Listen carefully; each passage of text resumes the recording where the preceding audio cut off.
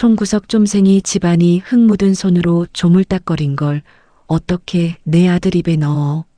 시어머니가 엄마의 전복김치를 음식물 쓰레기통에 쏟아붓고 있었죠. 아픈 허리 붙잡고 며느리 기죽지 말라며 전복까지 썰어 넣은 엄마의 정성이 시큼한 쓰레기통 안에서 뒤범벅이 되는 걸 저는 그냥 지켜보고만 있어야 했습니다. 남편이라는 사람은요, 글쎄, 오히려 저한테 싸구려 티나는 걸 왜 가져왔냐고 소리를 지르더라고요. 참 어이가 없더라고요. 근데 이 사람들이 쓰레기통에 처박은 그 촌스러운 김치가 어떤 김치인지 아직 모르고 있었죠. 그 이야기 지금 들려드릴게요. 안녕하세요. 오늘 사연 시청자 여러분, 긴 말 필요 없이 오늘 이야기 시작할게요. 퇴근길 지하철 안에서 저는 친정 엄마한테 온 문자를 다시 한번 열어봤습니다. 지원아, 김치 오늘 도착할 거다. 전복도 넣었으니까 시어머님이랑 같이 먹어. 냉장고에 넣기 전에 한번 섞어주고. 엄마는 허리가 안 좋으셔서 오래 앉아 계시지도 못하는 분이에요. 그런 엄마가 며느리 기죽지 말라고 제주도에서 비싼 전복까지 사서 해물김치를 담가 택배로 보내주신 거죠. 저는 문자를 보면서 코끝이 찡해졌습니다. 현관 비밀번호를 누르고 문을 여는 순간 익숙한 목소리가 거실에서 울려 퍼졌습니다. 아이고, 이 냄새 좀 봐. 역겨워서 숨을 못 쉬겠네. 시어머니 강말숙이 한 손으로 코를 틀어막고 거실 한가운데 놓인 김치통을 발끝으로 툭툭 차고 있었습니다. 저는 신발을 벗다 말고 그 자리에 굳어버렸습니다. 어머님, 그거 저희 친정에서 보내주신 김치예요. 강말숙이 김치통을 내려다보며 인상을 잔뜩 구겼습니다. 그래서 친정에서 보냈으면 내가 감사하다고 절이라도 해야 해? 그런 뜻이 아니라 엄마가 아픈 허리 붙잡고 직접 담가주신 거라서요. 직접 담갔으면 더 문제지. 촌구석에서 흙 묻은 손으로 조물딱거린 게 뭔지 누가 알아. 강말숙이 김치통 뚜껑을 거칠게 열어젖혔습니다. 붉은 양념 사이로 도톰하게 썰어 넣은 전복이 보였습니다. 엄마가 얼마나 정성을 들이셨는지 배추 한 입 한 입마다 해물이 고르게 박혀 있었어요. 어머님, 전복도 들어있어요. 엄마가 일부러 비싼 걸로 골라서 넣으신 거예요. 한번 드셔보시면. 전복? 이걸 전복이라고? 강말숙이 손가락으로 전복 한 조각을 집어 올리더니 바닥에 툭 떨어뜨렸습니다. 제주도 바닷가에서 주워온 조개딱지를 전복이라고 우기는 거 아니야? 저는 이를 꽉 깨물었습니다. 주먹을 쥔 손이 부들부들 떨렸지만 저는 목소리를 최대한 가다듬었습니다. 어머님, 그래도 이건 저희 엄마가 보내주신 거잖아요. 이러시면 안 되죠. 안 되긴 뭐가 안 돼. 쫌생이 집안에서 보낸 걸 내 귀한 아들 입에 넣으라고? 강말숙이 김치통을 번쩍 들어 올렸습니다. 저는 본능적으로 강말숙의 팔을 잡았습니다. 어머님, 제발이요. 그건 버리시면 안 돼요. 손 치워. 강말숙이 제 손을 뿌리치고 성큼성큼 주방 베란다로 걸어갔습니다. 저는 강말숙의 뒤를 쫓아가며 매달렸습니다. 어머님, 제가 따로 먹을게요. 냉장고에 안 넣을게요. 제 방에 둘 테니까 제발 그냥 두세요. 강말숙이 뚜껑도 닫지 않은 채 김치통을 음식물 쓰레기통 위로 기울였습니다. 엄마가 전복을 하나하나 썰어 넣은 붉은 김치가 시큼한 냄새가 나는 쓰레기통 안으로 쏟아져 내렸습니다. 저는 그 광경을 눈앞에서 지켜보면서 다리에 힘이 풀려 그 자리에 주저앉았습니다. 어머님이 지금 뭘 하신 거예요? 더러운 거 치운 거지 뭘. 냄새나는 쓰레기는 쓰레기통에 넣는 게 맞잖아. 강말숙이 빈 김치통을 싱크대에 던지듯 내려놓으며 손을 탈탈 털었습니다. 내 친정이 뭔 집안이라고 이런 걸 보내? 농사꾼이 낡은 트럭 끌고 다니면서 잘 사는 척은 쪽팔린 줄 알아야지. 바로 그때 현관문이 열리는 소리가 났습니다. 남편 박민재가 넥타이를 풀며 들어왔습니다. 저는 눈물이 그렁그렁한 눈으로 민재를 올려다봤습니다. 민재야, 어머님이 우리 엄마가 보내준 김치를 쓰레기통에 다 버렸어. 전복김치를 통째로. 민재가 베란다 쪽을 힐끗 보더니 한숨을 내쉬었습니다. 저는 민재가 제 편을 들어줄 거라고 믿었습니다. 엄마, 이건 좀 심했지. 아무리 그래도 사돈 어른이 보내준 건데. 강말숙이 눈을 부릅뜨며 민재를 쏘아봤습니다. 뭐, 너까지 엄마한테 이래? 아니, 그런 게 아니라. 민재가 강말숙의 표정을 살피더니 말끝을 흐렸습니다. 그리고 고개를 돌려 저를 내려다봤습니다. 근데 지원아, 너도 좀 생각을 하지. 우리 엄마가 원래 비위가 약한 거 알잖아. 왜 굳이 이런 싸구려 티나는 걸 가져와서 집안에 분란을 만들어. 제 귀를 의심했습니다. 싸구려라는 말이 민재의 입에서 나오는 순간 뭔가가 뚝 끊어지는 소리가 제 머릿속에서 들렸습니다. 지금 뭐라고 했어? 시끄러워. 매번 친정 타령이야. 좀 그만해.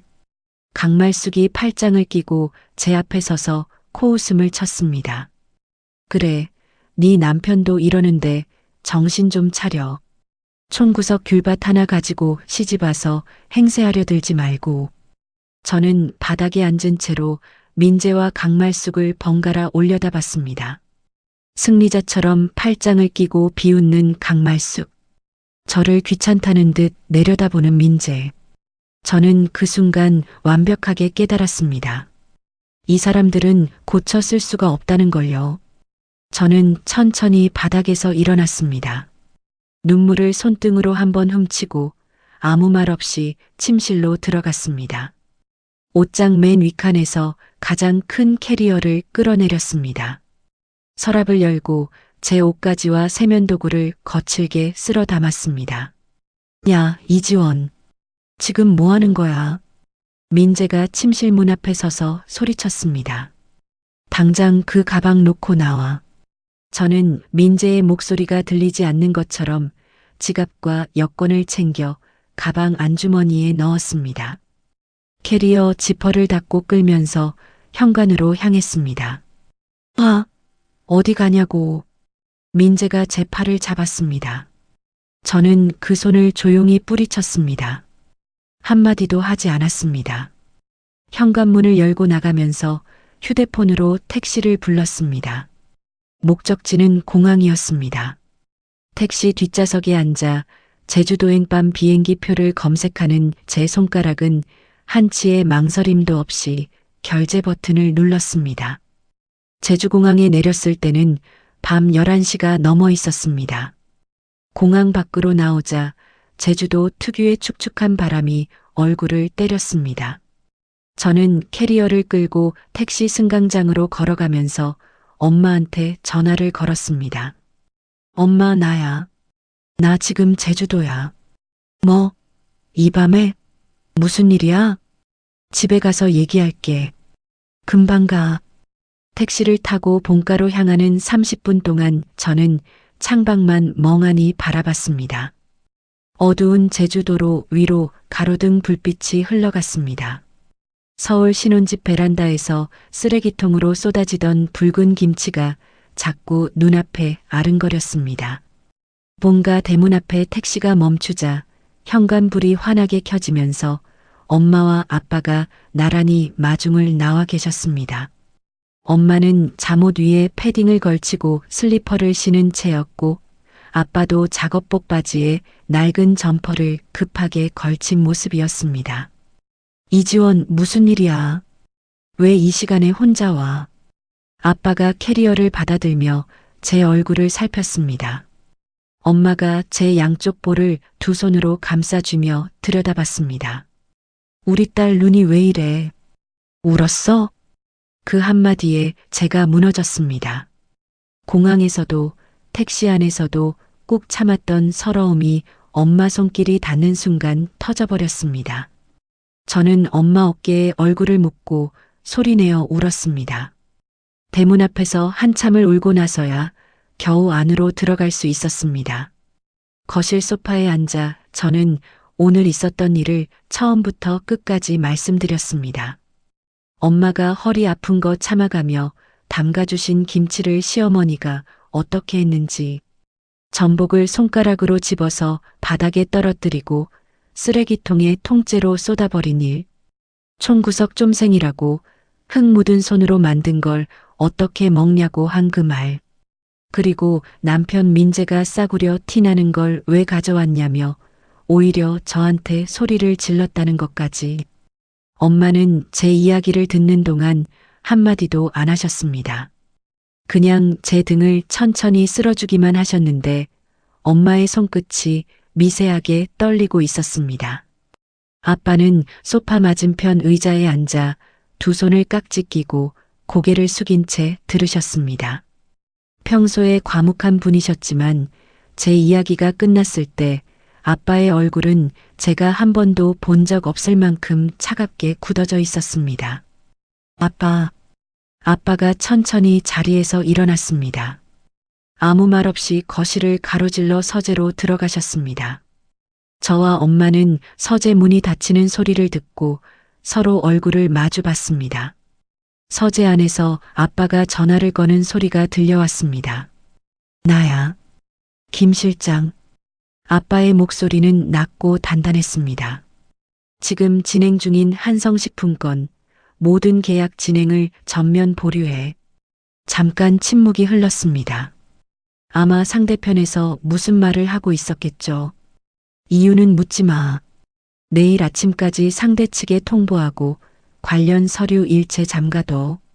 아빠가 전화를 끊는 소리가 났습니다. 저는 서재 문 앞에 서서 멍하니 그 소리를 듣고 있었습니다. 사실 저도 다 알지는 못했습니다. 우리 아빠가 낡은 트럭을 몰고 흙 묻은 작업복 차림으로 밭에 나가시는 건 매일 보던 풍경이었지만 최근 몇 년 사이에 아빠의 농장이 어떻게 변했는지는 시집간 뒤로 자세히 들은 적이 없었어요. 제가 아는 건 아빠가 제주도에서 농수산 쪽으로 사업을 꽤 크게 키우셨다는 정도였습니다. 서재 문이 열리고 아빠가 나오셨습니다. 아빠는 제 앞에 서서 제 머리를 한번 쓰다듬으셨습니다. 오늘은 많이 피곤하지. 아빠 방금 전화가 무슨. 넌 신경 쓰지 마. 아빠가 알아서 할 테니까. 엄마가 제 방에 이불을 새로 깔아주셨습니다. 어릴 때 쓰던 방이었는데 벽에 붙어있던 수능 시간표 자국이 아직 남아 있었습니다. 저는 이불 속에 들어가서도 한참을 잠들지 못했습니다. 쓰레기통에 쏟아지던 붉은 김치, 바닥에 떨어진 전복 한 조각, 총구석 쫌생이라던 강말숙의 얼굴, 싸구려라고 말하던 민재의 입모양, 그것들이 천장에 겹겹이 비치는 것 같았습니다. 그 시각 서울에서는 제가 모르는 일이 벌어지고 있었습니다. 새벽 2시 민재의 휴대폰이 울렸습니다. 화면에 뜬 이름은 회사 대표 번호였습니다. 민재가 잠결에 전화를 받았습니다. 박 대리, 지금 무슨 상황이야? 대표의 목소리는 잠이 확 깨는 톤이었습니다. 네, 대표님, 이 시간에 무슨. 제주 프리미엄 농수산에서 우리한테 계약 전면 보류 통보했어? 6개월 동안 매달린 거 알지? 이거 내가 담당이잖아. 예, 보류요? 그게 무슨 말씀이세요? 저는 아무것도 들은 게 없는데요. 내일 아침까지 원인 파악하고 보고해. 이거 못 살리면 너 내일부터 책상 빼. 전화가 끊어졌습니다. 민재는 어두운 침실에서 벌떡 일어나 불을 켰습니다. 이불 옆자리는 비어 있었습니다. 거실로 나가보니 강말숙이 소파에서 TV를 보다 깜빡 잠이 든 채였습니다. 엄마 일어나봐. 민재가 강말숙의 어깨를 흔들었습니다. 왜 그래, 한밤중에. 지원이 친정이 어디라고 했지? 제주도에서 뭐 한다고 했어? 귤밭이나 하는 집이지 뭐. 왜? 민재가 휴대폰을 들여다보며 손가락으로 검색창을 미친 듯이 두드렸습니다. 제주 프리미엄 농수산. 검색 결과에 뜬 대표이사 이름을 보는 순간 민재의 얼굴에서 핏기가 싹 빠졌습니다. 이재호 이지원 아버지 성함이 이재호 맞지? 그런 것 같은데 왜? 민재가 휴대폰을 소파 위에 떨어뜨렸습니다. 두 손으로 얼굴을 감싸 쥐고 그 자리에 주저앉았습니다. 엄마, 우리 큰일 났어. 뭔 소리야, 이 밤중에. 그 김치. 엄마가 오늘 쓰레기통에 버린 그 김치. 그거 담근 사람이 우리 회사가 6개월째 매달리고 있는 수백억짜리 계약 상대 대표야. 강말숙의 눈이 천천히 커졌습니다. 뭐라고? 아빠가 VIP용으로 직접 만든 샘플이었을 수도 있어. 그걸 엄마가 음식물 쓰레기통에 들이부은 거라고. 강말숙의 입이 반쯤 벌어진 채 닫히지 않았습니다. TV에서 흘러나오는 홈쇼핑 진행자의 밝은 목소리만이 새벽 거실을 가득 채우고 있었습니다. 다음 날 아침, 저는 엄마가 차려주신 전복죽을 먹고 있었습니다. 제주도 아침 햇살이 부엌 창문으로 들어와 밥상 위를 따뜻하게 비추고 있었죠. 어젯밤 펑펑 울어서 눈이 퉁퉁 부어 있었지만 엄마의 전복죽을 한 숟갈 뜨는데 코끝이 또 시큰해졌습니다. 천천히 먹어. 더 끓여놨으니까. 엄마가 제 맞은편에 앉아 제 얼굴을 걱정스럽게 살피셨습니다. 아빠는 새벽부터 서재에 들어가 계셨는데 평소처럼 밭에 나가시지 않은 게 좀 이상했습니다.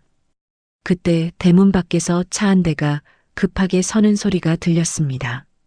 이어서 다급한 발소리와 함께 누군가 대문을 쾅쾅 두드렸습니다.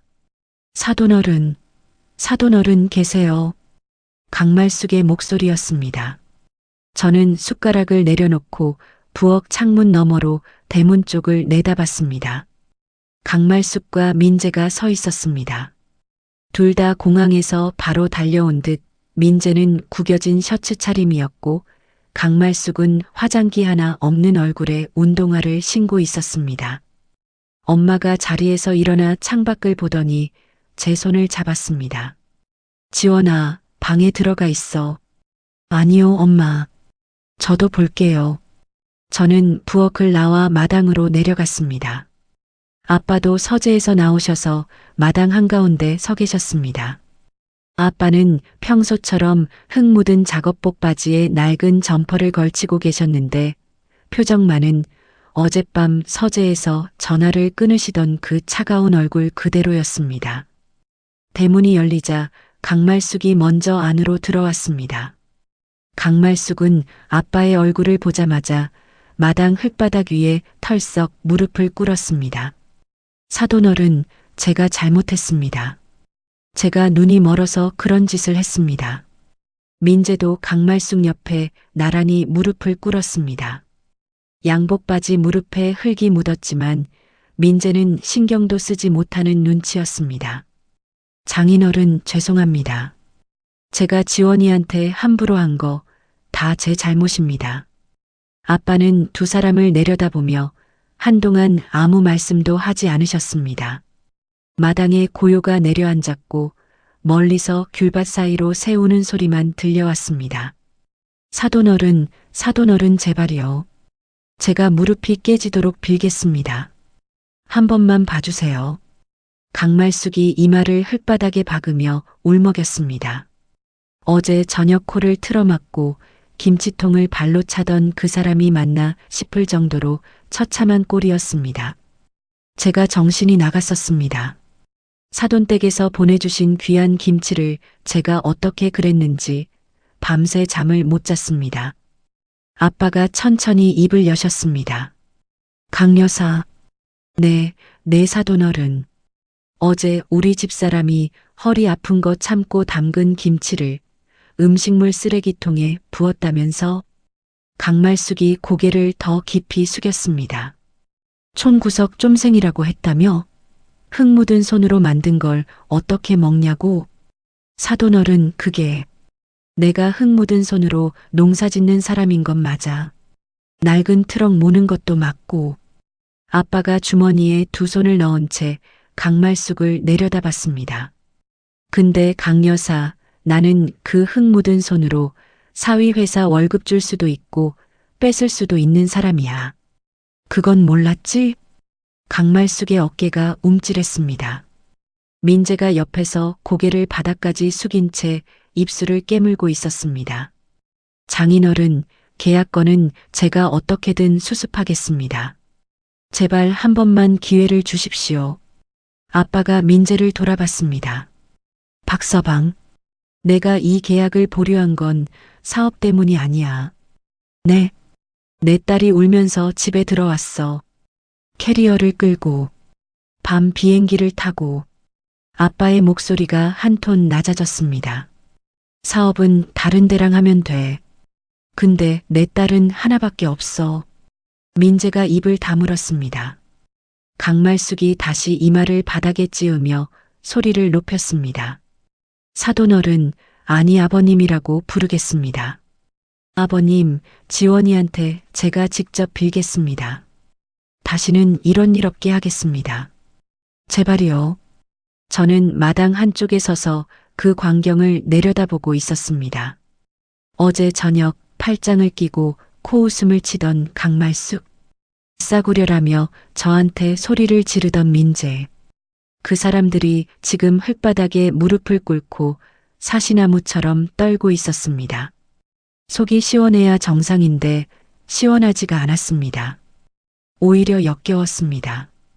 이 사람들이 무서워하는 건 제 자존심을 짓밟은 것에 대한 후회가 아니라 자기들 밥줄이 끊어질 것에 대한 공포라는 게 너무 뻔히 보였으니까요. 지원아. 아빠가 저를 불렀습니다. 네, 아빠. 내가 결정해. 아빠는 내가 하자는 대로 할 거니까. 저는 무릎 꿇은 강말숙과 민재를 번갈아 봤습니다.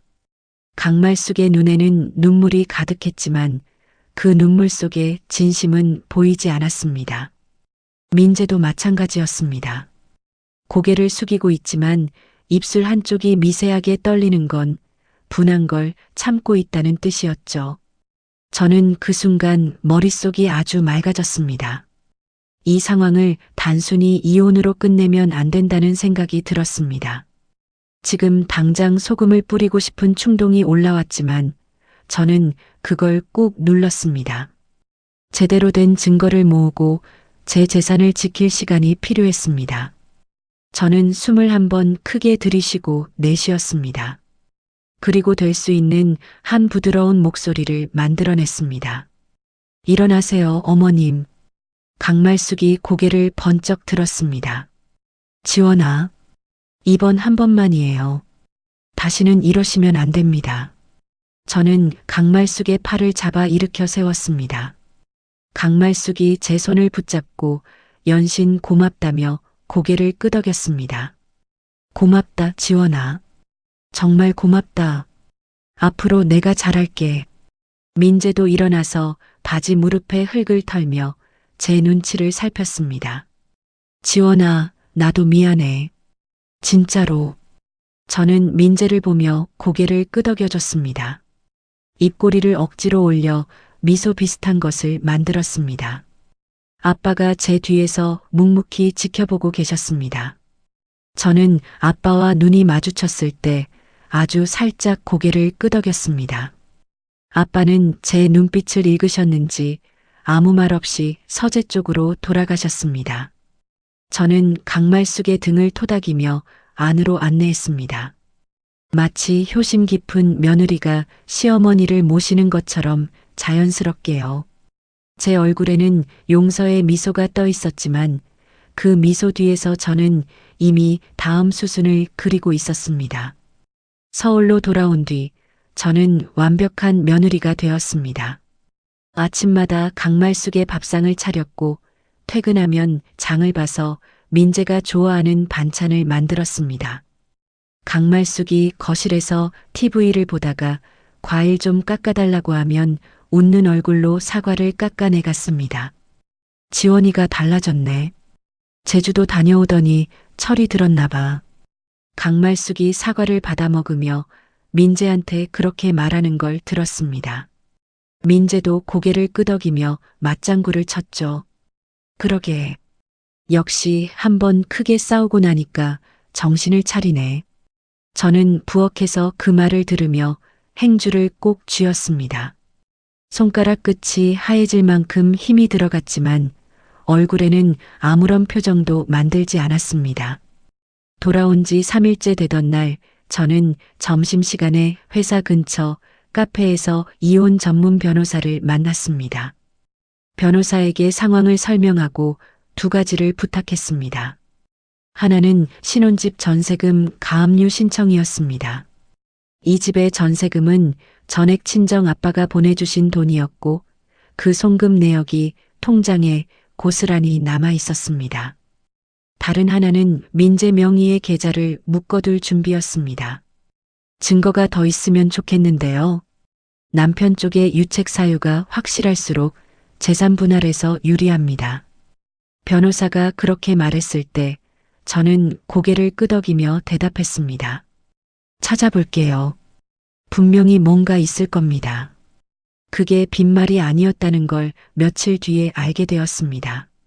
돌아온 지 일주일째 되던 금요일 밤이었습니다. 민재가 회식을 한다며 나갔다가 새벽 1시가 넘어서 들어왔습니다. 현관문이 열리는 소리에 잠에서 깬 저는 침실 문을 살짝 열고 거실을 내다봤습니다. 민재가 넥타이를 풀지도 못한 채 소파에 쓰러지듯 누웠습니다. 술 냄새가 침실까지 풍겨왔습니다. 5분도 안 돼서 코를 골기 시작했습니다. 저는 침실에서 나와 거실로 조용히 걸어갔습니다. 민재의 정장 재킷이 바닥에 흘러내려 있었고 재킷 주머니에서 삐져나온 업무용 태블릿의 화면이 희미하게 빛나고 있었습니다. 잠금이 풀려 있었습니다. 심장이 빠르게 뛰기 시작했습니다. 저는 소파 옆에 쪼그려 앉아 민재의 얼굴을 확인했습니다. 입을 반쯤 벌리고 깊이 잠들어 있었습니다. 태블릿을 조심스럽게 꺼내 들었습니다. 화면에는 카카오톡 PC 버전이 로그인된 채로 열려 있었습니다. 저는 떨리는 손가락으로 대화방 목록을 훑어내렸습니다. 한성식품 납품팀이라는 단체 대화방이 눈에 들어왔습니다. 열어보는 순간 저는 숨을 멈췄습니다. 민재가 하청업체 담당자와 주고받은 대화가 줄줄이 올라와 있었습니다. 이번 납품 단가 킬로당 3,200원으로 올려서 서류 만들어주세요. 실제 단가는 2,400원이니까 차액은 제가 말한 계좌로. 박 대리님, 이번 달 정산분 680만 원 보냈습니다. 확인했어요. 수고. 날짜를 확인해 보니 이런 대화가 1년 넘게 이어져 있었습니다.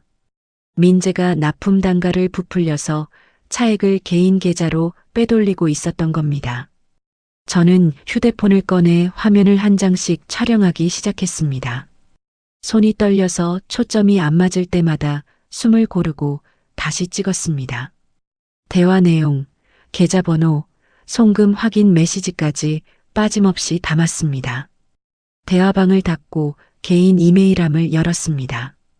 별다른 건 없었지만 저는 혹시나 하는 마음의 사진 폴더를 열어봤습니다.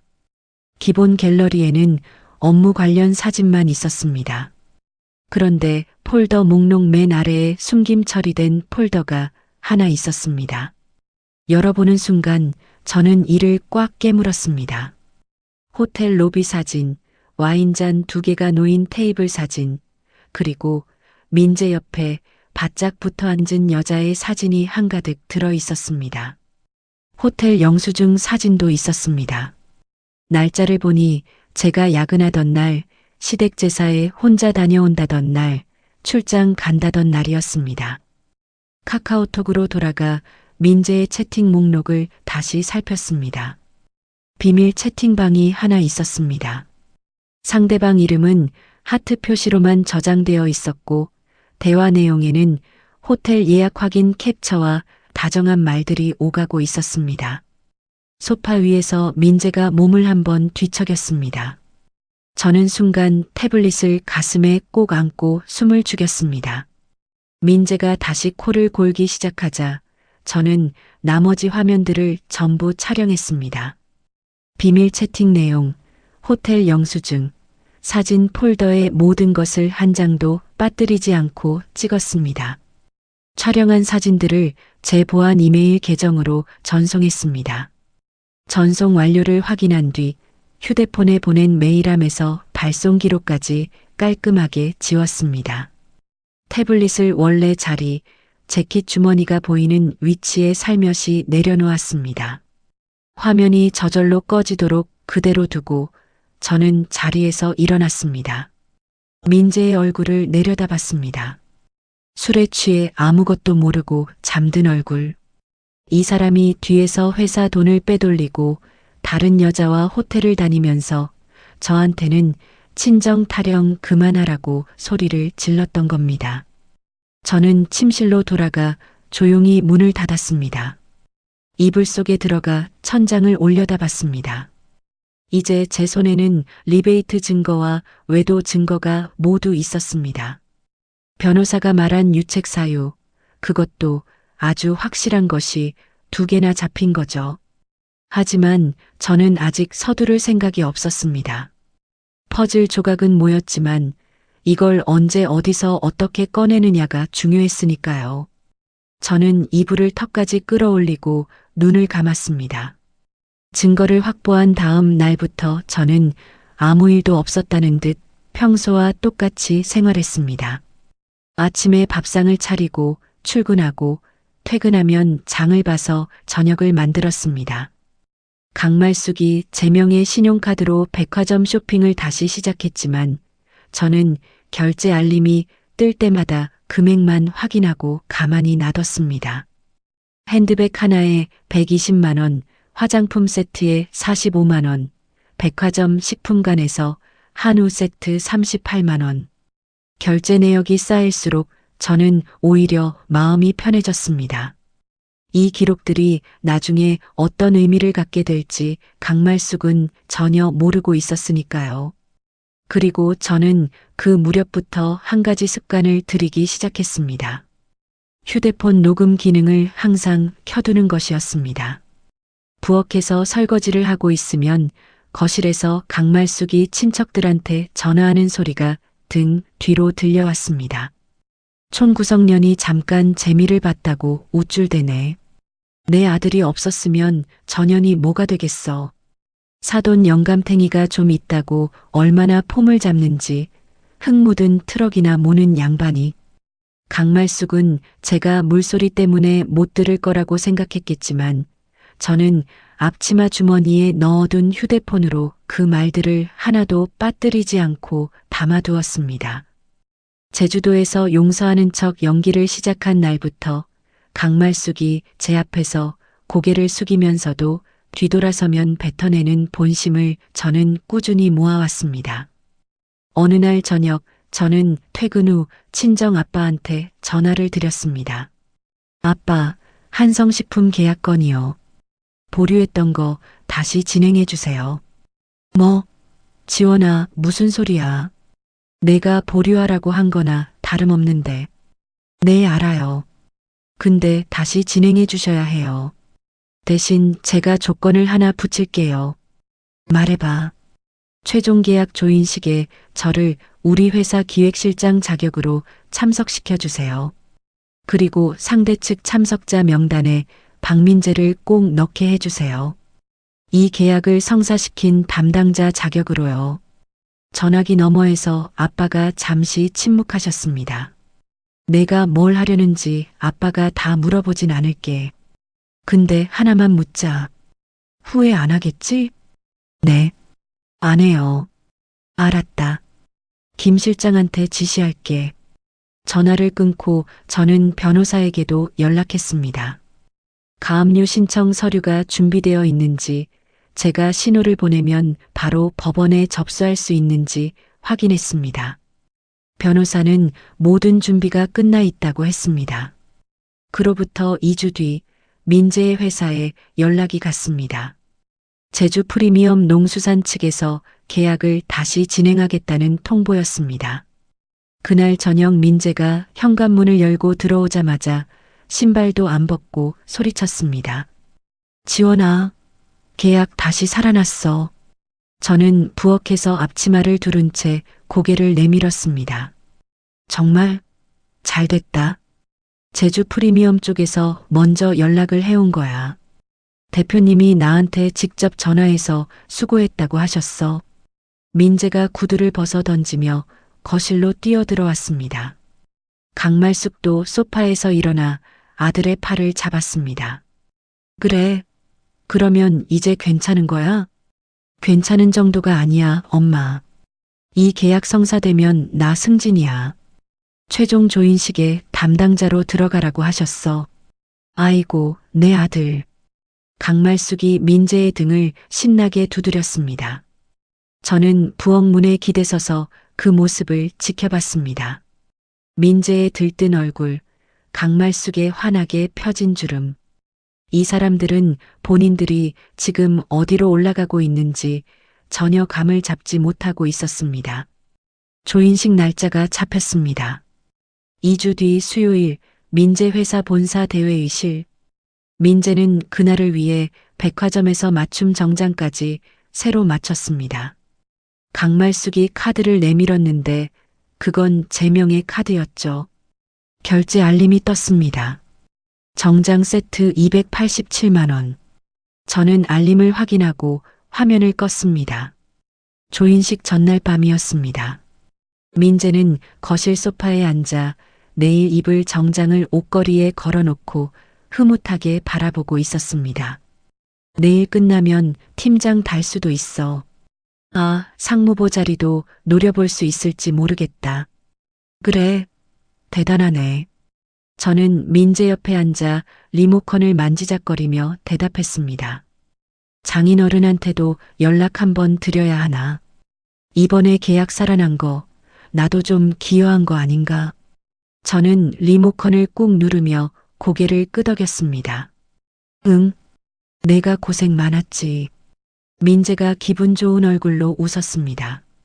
그리고 밤 11시쯤 침실로 들어가 이불을 덮었습니다. 저는 민재가 잠드는 걸 확인하고 나서 화장대 서랍에서 USB 하나를 꺼냈습니다. 그 안에는 태블릿에서 찍은 리베이트 증거와 외도 사진, 그리고 그동안 녹음해 온 강말숙의 폭언 파일이 전부 들어 있었습니다. 저는 USB를 가방 안쪽 지퍼칸에 넣고 잠금 장치를 채웠습니다. 그리고 침대에 누워 천장을 올려다봤습니다. 옆에서 코를 골며 자고 있는 민재의 얼굴을 잠깐 돌아봤습니다. 내일이면 이 사람은 가장 높은 곳에 서 있을 겁니다. 본인이 1등 공신이라고 믿으면서요. 저는 조용히 눈을 감았습니다. 아침 7시에 눈을 떴습니다. 민재는 이미 일어나 욕실에서 샤워를 하고 있었습니다. 콧노래까지 흥얼거리는 소리가 욕실 문 너머로 들려왔습니다. 저도 일어나 옷장을 열었습니다. 검은색 재킷에 흰 블라우스, 그리고 구두. 며느리 이지원이 아니라 제주 프리미엄 농수산 기획실장 이지원으로 서야 하는 날이니까요. 거울 앞에서 머리를 단정하게 묶고 귀걸이를 달았습니다. 지원아, 나 오늘 좀 늦을 수도 있어. 조인식 끝나고 회식이 있을 것 같거든.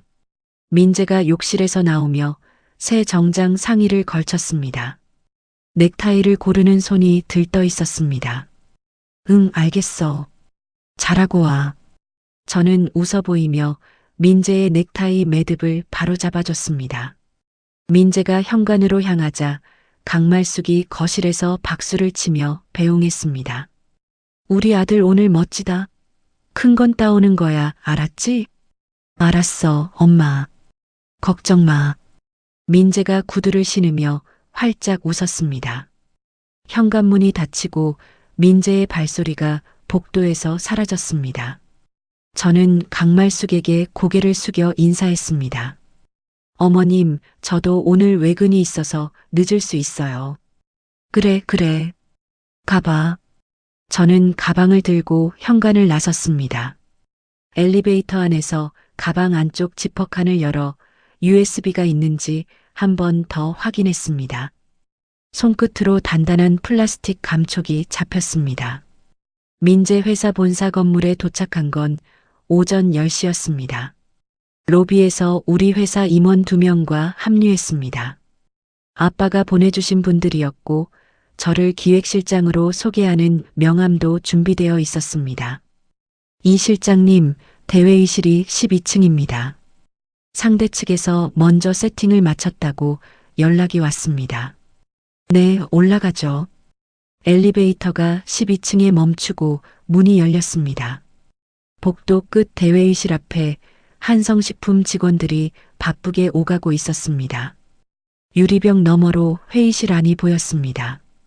긴 테이블 양쪽에 의자가 가지런히 놓여 있었고 테이블 위에 생수병과 계약서 바인더가 정렬되어 있었습니다.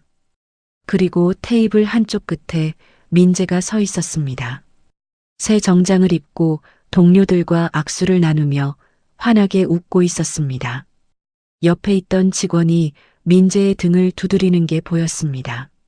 아마 오늘의 주인공이라며 축하하고 있었겠죠. 저는 복도에 잠시 멈춰서서 그 광경을 바라봤습니다. 가장 높은 곳. 제가 올려보낸 바로 그 자리에 민재가 서 있었습니다. 들어가시죠. 우리 회사 임원이 회의실 문을 열었습니다. 저는 어깨를 펴고 안으로 들어섰습니다. 회의실 안의 공기가 한순간에 바뀌었습니다. 한성식품 쪽 임원들이 일제히 고개를 돌려 저를 봤습니다. 민재도 웃음을 멈추고 입구 쪽을 바라봤습니다. 민재의 눈이 저를 발견한 순간 그 표정을 저는 평생 잊지 못할 겁니다. 웃음이 얼어붙더니 입이 반쯤 벌어졌고 얼굴에서 핏기가 눈에 보이게 빠져나갔습니다. 제주 프리미엄 농수산 기획실장 이지원입니다. 저는 한성식품 대표이사에게 명함을 건네며 고개를 숙였습니다. 대표이사가 명함을 받아들고 제 얼굴을 살폈습니다. 아, 이 대표님 따님이시라고 들었습니다. 반갑습니다. 민재가 자리에서 벌떡 일어났습니다. 테이블 모서리를 잡은 손가락 마디가 하얗게 질려 있었습니다. 민재가 낮은 목소리로 저를 불렀습니다. 지원아, 지금 뭐 하는 거야? 저는 민재를 쳐다보지 않았습니다. 대표이사 옆에 서 있던 상무가 의자를 빼주었고 저는 테이블 맞은편 중앙에 앉았습니다. 그러면 계약서 검토부터 시작하시죠.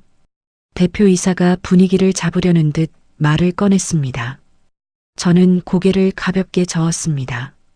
죄송합니다만 계약서 서명에 앞서 한 가지 확인하실 게 있습니다.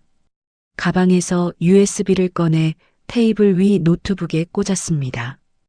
회의실 정면 대형 스크린에 연결하는 데는 10초도 걸리지 않았습니다. 이 실장님, 그게 뭡니까? 대표이사가 스크린을 올려다봤습니다. 저는 재생 버튼을 눌렀습니다. 스피커에서 강말숙의 목소리가 회의실 전체를 채웠습니다. 총구석 쫌생이 집안이 흙 묻은 손으로 조물딱거린 걸 어떻게 내 아들 입에 넣어.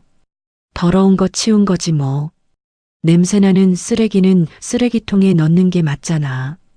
이어서 민재의 목소리가 흘러나왔습니다. 우리 엄마가 비위가 약한 거 알잖아. 왜 굳이 이런 싸구려 티나는 걸 가져와서 분란을 만들어. 회의실이 얼음장처럼 조용해졌습니다. 한성식품 임원들의 얼굴이 일그러졌고 대표이사의 눈이 천천히 민재에게로 향했습니다. 민재는 의자에 앉은 채 입술이 파르르 떨리고 있었습니다. 저는 재생을 멈추고 자리에서 일어났습니다.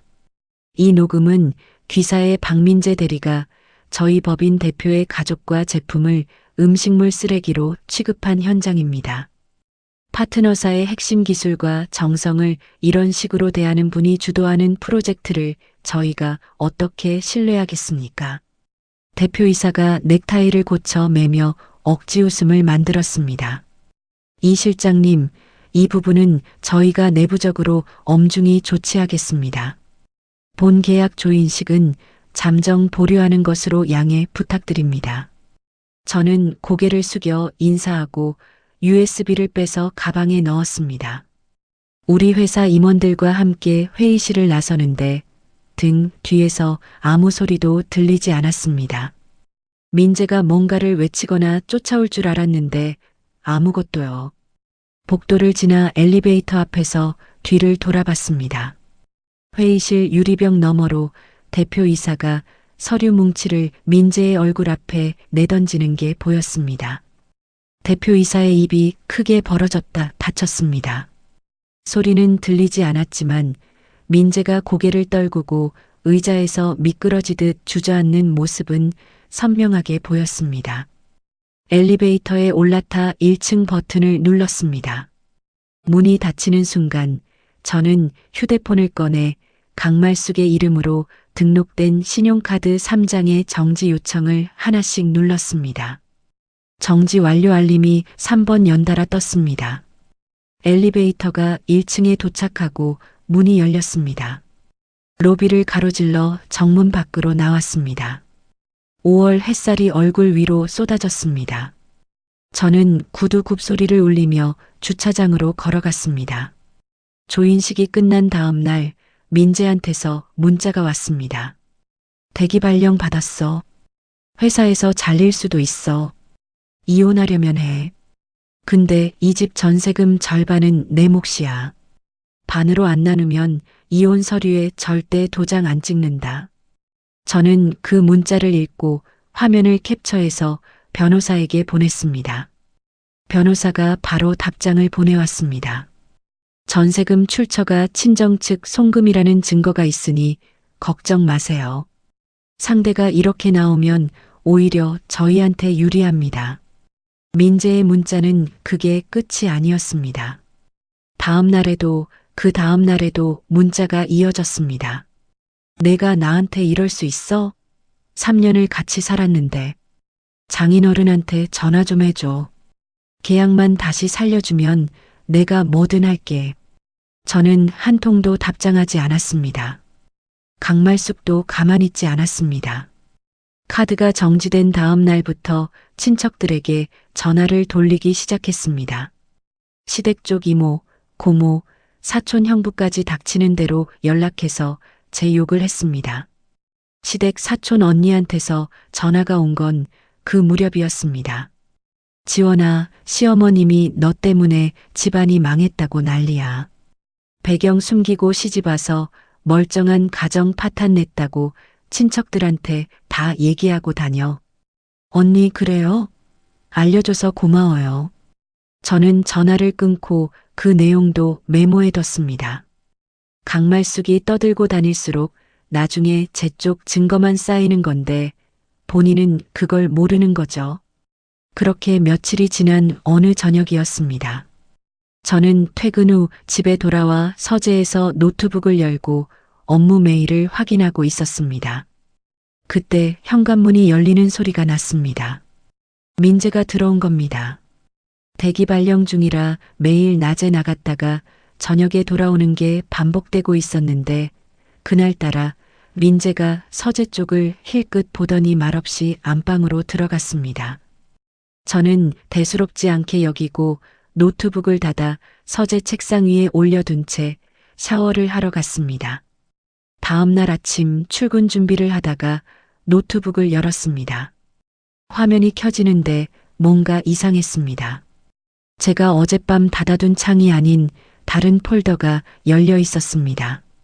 최근 열어본 파일 기록을 확인해 보니 VIP 거래처 납품 단가표라는 파일이 어젯밤 11시 47분에 열린 기록이 남아 있었습니다. 저는 의자에 앉은 채 잠시 생각했습니다.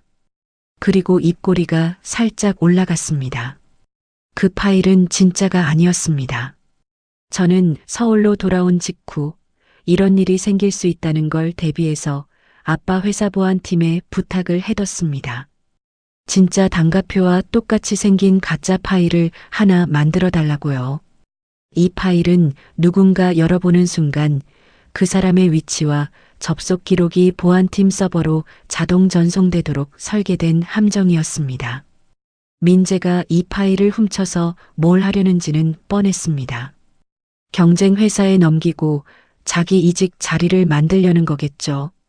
대기 발령의 해고, 위기까지 몰린 사람이 잡을 수 있는 동아줄은 그 정도밖에 없으니까요. 저는 일부러 아무것도 건드리지 않았습니다. 노트북을 원래대로 서재에 올려두고 출근했습니다. 그날 오후 3시 보안팀에서 연락이 왔습니다.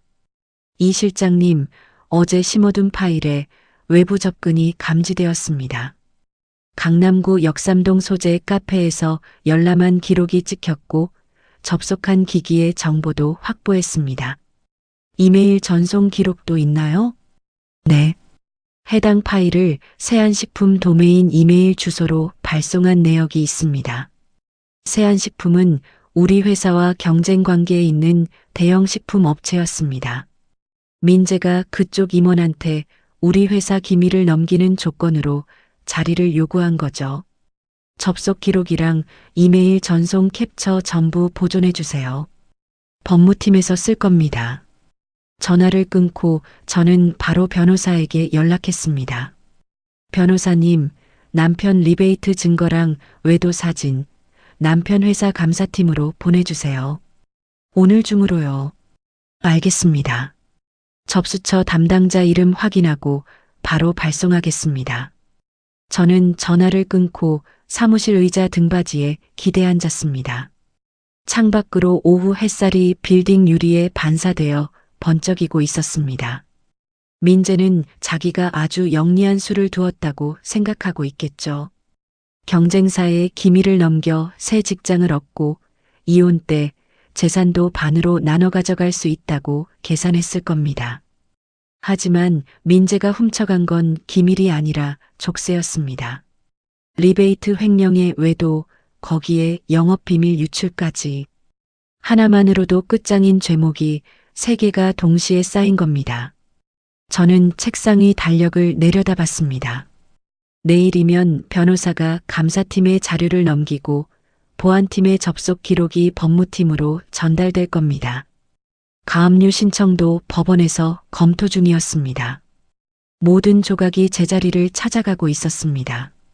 저는 달력에 내일 날짜 위로 동그라미를 하나 그렸습니다. 그리고 가방을 챙겨 퇴근길에 올랐습니다. 집으로 돌아가는 지하철 안에서 저는 창밖을 멍하니 바라봤습니다. 어두워지는 서울 하늘 아래로 빌딩 불빛이 하나둘 켜지고 있었습니다. 다음 날 아침 민재가 면접을 본다며 집을 나섰습니다. 세안식품 쪽에서 연락이 왔는지 표정이 묘하게 밝았습니다. 넥타이를 매면서 거울 앞에서 한참을 서 있더니 현관에서 구두를 신으며 강말숙에게 말했습니다. 엄마, 오늘 좋은 소식 있을 수도 있어. 기다려. 그래, 우리 아들 파이팅이야. 강말숙이 손을 흔들며 아들을 배웅했습니다.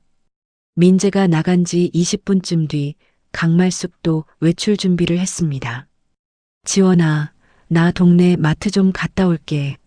네, 어머님. 다녀오세요. 강말숙이 현관문을 닫고 나간 뒤 저는 5분을 더 기다렸습니다. 엘리베이터가 내려가는 소리를 확인하고 나서 휴대폰을 들었습니다. 김 과장님, 지금 출발하셔도 됩니다. 전화를 끊고 저는 현관문을 열었습니다. 복도 끝 비상계단 쪽에서 작업복을 입은 남자가 공구 가방을 들고 올라오고 있었습니다. 열쇠 전문 업체 기사였습니다. 여기가 맞으시죠? 네, 이 집이에요. 도어락 전체 교체해 주세요. 기사가 기존 도어락을 분해하기 시작했습니다. 드릴 소리가 복도에 울려 퍼졌습니다. 저는 그 사이에 미리 대기시켜둔 포장 이사센터에 전화를 걸었습니다.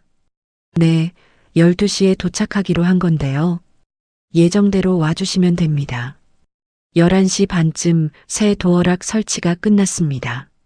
새 비밀번호를 설정하고 기사를 보낸 직후 이사센터 직원 3명이 빈 박스를 잔뜩 들고 올라왔습니다.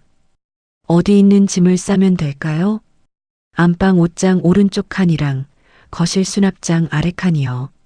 남자 옷이랑 남자 물건만 전부 싸주세요. 그리고 작은 방에 있는 여자 어르신 짐도요.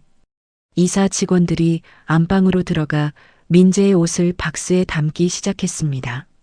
맞춤 정장, 와이셔츠, 운동복, 속옷까지 하나도 남기지 않고 쓸어 넣었습니다. 작은 방에 있던 강말숙의 짐도 마찬가지였습니다. 화장대 위 화장품, 옷장 속 외투, 서랍 안잡동사니까지 전부 종이박스에 들어갔습니다. 박스 12개가 현관 앞 복도에 쌓였습니다. 저는 택배 송장을 하나하나 붙였습니다. 받는 곳 주소는 시댁 시골 본가였습니다. 착불이었습니다. 택배 기사가 마지막 박스를 실어가는 걸 확인하고 현관문을 닫았습니다. 텅 빈 안방 옷장 오른쪽 칸을 열어봤습니다. 옷걸이만 덩그러니 남아 있었습니다. 작은 방도 마찬가지였습니다.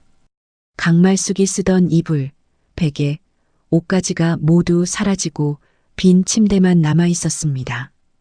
저는 거실 소파에 앉아 휴대폰을 확인했습니다. 보안팀에서 보낸 메일이 와 있었습니다. 접속 기록 및 이메일 전송 캡처본 일체를 법무팀에 전달 완료했습니다. 금일 오후 경찰 고발 접수 예정입니다. 바로 아래에 변호사에게서 온 메일도 있었습니다. 한성식품 감사팀에 리베이트 증거 자료 전달 완료. 감사팀 측에서 확인 즉시 사내 고발 절차에 들어간다고 합니다. 저는 메일을 닫고 시계를 봤습니다. 오후 2시. 지금쯤 법무팀에서는 민재를 영업비밀보호법 위반으로 경찰에 고발하는 서류를 접수하고 있을 겁니다. 한성식품 감사팀에서는 민재의 리베이트 내역을 들여다보고 있겠죠. 그리고 법원에 넣어둔 가압류 신청. 아침에 변호사한테서 문자가 왔었습니다. 가압류 승인 나왔습니다. 오늘 중으로 박민재 명의 전 계좌에 집행됩니다. 저는 소파 등받이에 머리를 기대고 천장을 올려다봤습니다. 이 집은 친정아빠 돈으로 마련한 전세였습니다. 민재가 낸 돈은 1원도 없었습니다. 이 사실을 증명하는 금융거래 내역서도 변호사가 이미 확보해뒀습니다. 오후 6시쯤 휴대폰이 울렸습니다. 민재였습니다. 저는 받지 않았습니다. 2번, 3번 울리다 끊어졌습니다. 그리고 문자가 왔습니다. 현관 비번이 안 맞아. 뭐야 이거. 5분 뒤 또 전화가 왔습니다. 이번에도 받지 않았습니다. 문자가 다시 왔습니다. 야, 장난해? 문 열어. 저는 문자를 읽고 화면을 껐습니다. 부엌으로 가서 커피 캡슐을 하나 꺼내 머신에 넣었습니다. 커피가 내려지는 소리를 들으며 찬장에서 머그잔을 꺼냈습니다. 7시가 넘자 강말숙에게서도 전화가 쏟아지기 시작했습니다. 1통, 2통, 3통.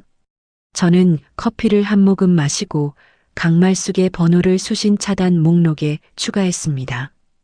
민재 번호도요. 8시쯤 민재에게 등기우편처럼 정식 문서가 도착했을 겁니다. 이혼 소장과 경찰서 출석 요구서가 동시에요.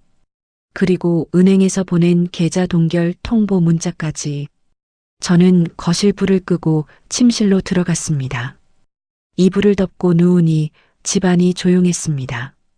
강말숙의 TV 소리도 민재의 코 고는 소리도 없었습니다. 오랜만에 이 집이 제 공간처럼 느껴졌습니다. 베개에 머리를 대고 눈을 감았습니다.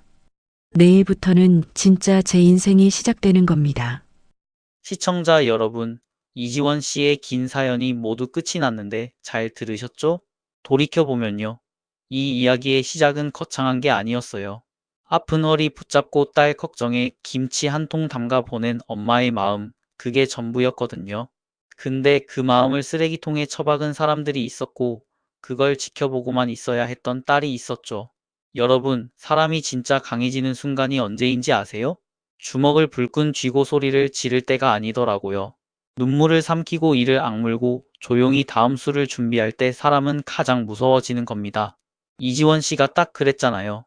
살면서 나를 함부로 대하는 사람, 내 소중한 것들을 하찮게 여기는 사람을 만날 때가 있습니다. 그때 무너지지 마시고요. 이지원 씨처럼 단단하게 버텨내시길 바랍니다. 오늘도 긴 이야기 끝까지 시청해 주셔서 진심으로 감사드립니다. 이야기를 끝까지 들어주신 분이 계시다면 잘 들었다고 댓글 하나만 남겨주세요. 감사합니다.